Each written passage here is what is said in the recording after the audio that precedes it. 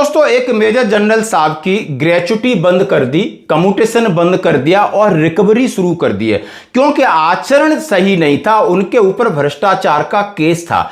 ऐसे ही आपने देखा होगा 10 से 15 दिन पहले एक कर्नल साहब की पेंशन आधी कर दी क्योंकि उनका आचरण सही नहीं था, और यह सारी प्रक्रिया रिटायरमेंट के बाद हुई है। तो कहीं ना कहीं यह संदेश है, यह भय है, यह डर है कि रिटायरमेंट के बाद हमसे कुछ ऊंच नीच हो जाती है तो हमारी पेंशन तो बंद हो रही है और दी हुई ग्रेचुटी भी रिकवर कर रही है सरकार, कम्यूटेशन भी रिकवर कर रही है। और यहां बात मैं एक मेजर जनरल साहब की करूंगा, उससे पहले आपने कर्नल साहब का देखा होगा कि उन्होंने सोशल मीडिया पे या अधिकारियों के बारे में कुछ लिख दिया, कह दिया, और इसलिए उनके ऊपर उनकी पेंशन जो मिलती थी उसमें से 50% हिस्सा काट दिया गया। और उन्होंने इसके ऊपर बहुत सारी प्रतिक्रिया दी कि ये हमारी, उनके साथ कुछ एक मैडम के साथ केस चल रहा था, लेकिन यहां पर मेजर जनरल साहब के साथ ऐसा क्या होता है जरा इसके बारे में हम जानते हैं। जैसा मैं आपके सामने एक हेडिंग है, एएफटी ने रिटायर्ड मेजर जनरल से ग्रेचुटी की रिकवरी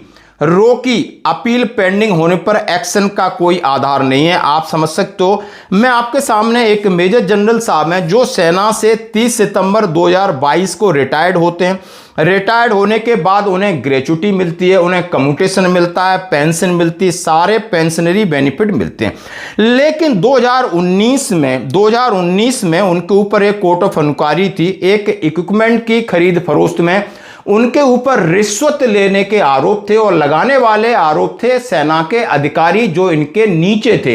ये मेजर जनरल थे, आप सदर्न कमांड में थे, सेना में 1985 में कमीशन हुए, मेजर जनरल तक रैंक तक पहुंचे, सदर्न कमांड में आखिरी पोस्टिंग थी, और इनकी जिम्मेदारी थी जनरल स्टाफ ऑप्स थे। तो एक इक्विपमेंट खरीदने के ऊपर अनियमितता के आरोप लगाए गए। फौज ने कोर्ट ऑफ इंक्वायरी डिटेल कर दी, कोर्ट ऑफ इंक्वायरी की गई और इन्हें वहां पर गिल्टी यानी इनका दोष पाया गया। लेकिन दोस्तों ये मामला 2023 में सुप्रीम कोर्ट को इसके लिए चैलेंज किया गया। इससे पहले एएफटी ने कोर्ट ऑफ इंक्वायरी को खारिज कर दिया और इन्हें जितने भी पेंशनरी बेनिफिट थे वो दे दिए गए। अब 30 सितंबर 2022 को ये रिटायर्ड होते हैं, 7 सितंबर 2022 को एएफटी ने खारिज कर दिया और सकुशल घर आ गए। लेकिन फौज ने फिर पीछा नहीं छोड़ा। एएफटी का जो डिसीजन था उसके खिलाफ माननीय सुप्रीम कोर्ट में फिर अपील दायर कर दी गई।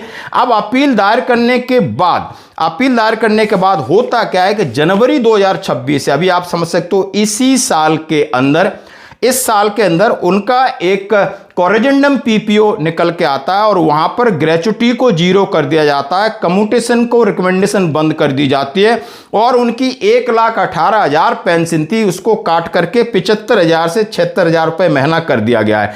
अब क्यों कर दिया गया है उन्हें इस बात का अब खबर नहीं। उन्होंने कहा है कि लेकिन अब सुप्रीम कोर्ट में सरकार ने ये आगे डाल दिया है कि नहीं, मैं एएफटी के आदेश से संतुष्ट नहीं हूं, एएफटी ने इन्हें क्लीन चिट दी है, नहीं इनके ऊपर भ्रष्टाचार का आरोप है।